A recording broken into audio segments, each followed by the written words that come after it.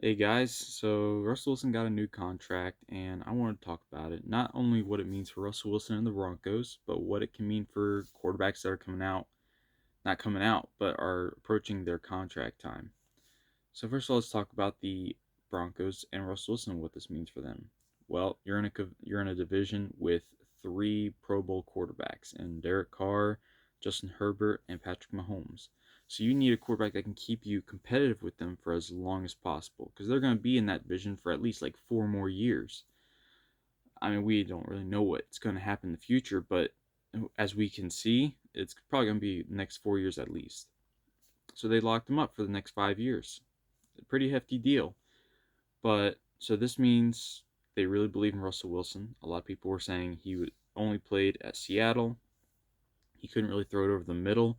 He was just the outside thrower, and on any other offense, he wouldn't succeed. Some people really thought that. I didn't. I think Russell Wilson was a top five quarterback in the NFL. And so you drop him in Seattle in Denver, and this shows that through training camp, they really believe in him. They know that this dude can take them to the playoffs if they can surround him with enough talent. Hopefully, the offensive line will be able to hold up as best they can because that was the problem in Seattle.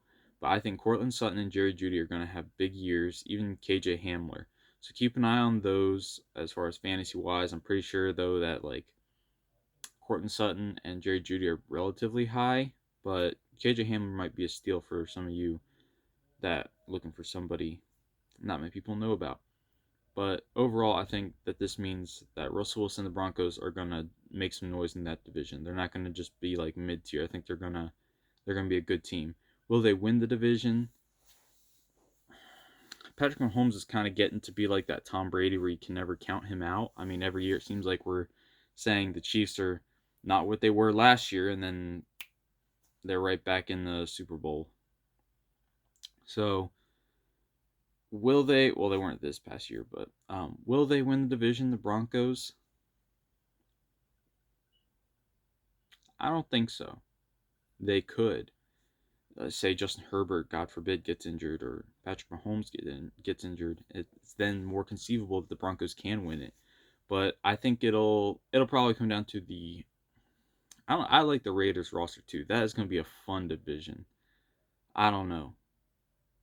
I'm gonna go with the Chiefs just for the proven success, but any of those teams could win the division.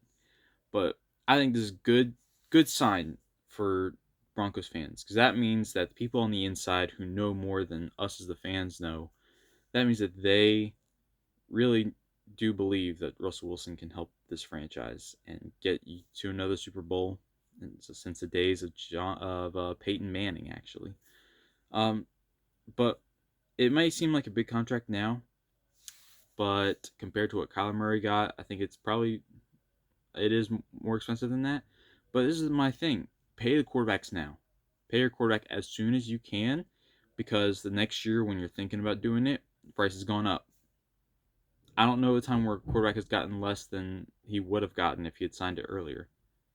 You can look at Kyler Murray; he just got paid a lot more, but now it's cheaper than Russell Wilson.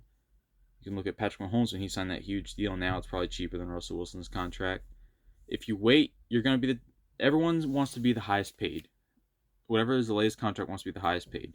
So the next guy who signs, it's going to be higher than Russell Wilson. Who's the next guy? You know who it should be?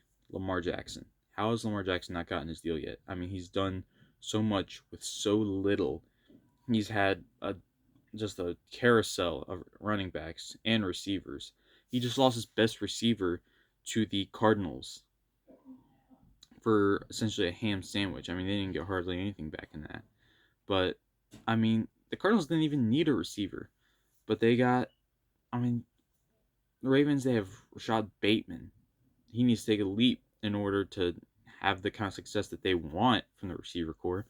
But the fact that Lamar Jackson has taken the Ravens to the playoffs, won an MVP with the receiver core he has, I think is nothing short of incredible and already deserves a contract.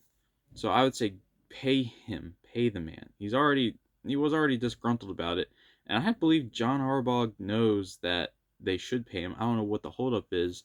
Maybe about getting him as much as he wants. I have no idea. But they're dragging their feet, and it's gonna bite them in the butt. They need to just go ahead and sign this dude. Give him his contract. There are other quarterbacks coming up. Like next year, it'll be the talk about other players like Joe Burrow and Justin Herbert. Um, but yeah, just pay your quarterback as soon as you can. So that's what I want to talk about today. Was just talking about the Denver Broncos and Russell Wilson and all these other and how that impacts the quarterback market. I'm telling you, just pay them as soon as you can. And what are we gonna see from these other quarterbacks like Lamar Jackson who haven't gotten paid what they should yet? Hopefully they'll get signed to a massive extension that in 2 years will place around like fifth or sixth instead of first still. So that's just what happens. All right, well, that's all I got for you today, guys, and thanks for watching.